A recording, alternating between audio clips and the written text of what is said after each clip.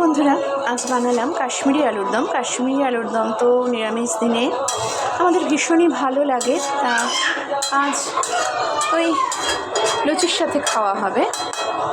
তো আলুগুলো প্রথমে আমি প্রেশার কুকারে একটু নুন দিয়ে সেদ্ধ করে নিয়েছি, কারণ সেদ্ধ করবার সময় একটু নুন দিলে আলুটা ঢোকে, পরে যেটা ঢোকে না।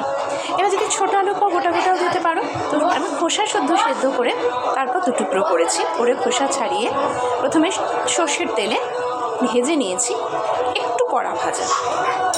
তারপরে হামানদিস্তায় এলাচ, ছোটো এলাচ, একটা বড় এলাচ, লবঙ্গ, দারচিনি, জয়িত্রী, এটাকে ভালো করে থেঁতো করে নিয়েছি। খুব মিহি থেঁতো নয়, কিন্তু থেঁতো করে নিয়েছি।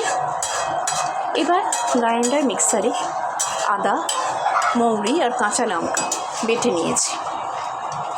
আলুগুলো ভাজা হয়ে গেলে ওই তেলে প্রথমে এই গোটা গরম মশলা, থেঁতো করা গরম মশলাগুলোকে দিয়ে দিয়েছি। তারপরে একটু নাড়াচাড়া করে ওই মশলা বাটাটা দিয়ে দিয়েছি। তারপরে ওই মিক্সারেই আমার কাজু বাদাম, কিশমিশ আর 2 চামচের বেশি, বড় চামচে 2 চামচের বেশি টক দই দিয়ে ভালো করে ফেটিয়ে নিয়েছি। সেটা দিয়েছি এবং মিক্সার ধোয়া একটু জলও দিয়েছি। এবার এর মধ্যে দিয়েছি নুন আর কাশ্মীরি লঙ্কার গুঁড়ো। এছাড়া কিন্তু কোনো গুঁড়ো মশলা এর মধ্যে পড়বে না।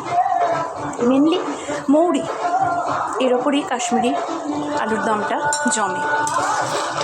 তা ওটা দিয়ে এই যে দেখো রঙটা কেমন এসছে, না সাদা না খুব লাল, এই রকম একটা রঙ। তো কাশ্মীরি লঙ্কার পরিমাণটা সেটা যে যেরকম কালার পছন্দ করো সেই অনুযায়ী দেবে। তো তারপরে ওগুলো দিয়ে কষানোর পর একটু চিনি দিয়েছি, কারণ ওই যেহেতু একটু মিষ্টি মিষ্টি হবে। তারপরে আর কি এটাকে একটু গামাখা হবে, প্রায় গামাখা আমার হয়েই এসছে। এবার কি করব, আমি মৌরি আমি গুঁড়িয়ে রেখেছি, সেই মৌরি আমি এর উপর দিয়ে দেবো।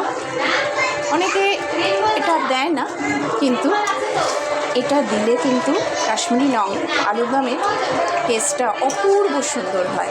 এতে কিন্তু আলাদা করে কোনো গরম মশলা, ঘি কিচ্ছু দেওয়ার কোনো দরকার নেই। তো এইভাবে তোমরা করে লুচি, রুটি, পরোটা, ফ্রায়েড রাইস, পোলাও সব কিছুর সাথে এটা কিন্তু জাস্ট জমে যাবে। তো তোমরা সবাই এখন একবার ট্রাই করো, করে আমাকে জানিও কেমন লাগলো। আশা করি তোমাদের সকলেরই ভালো লাগবে।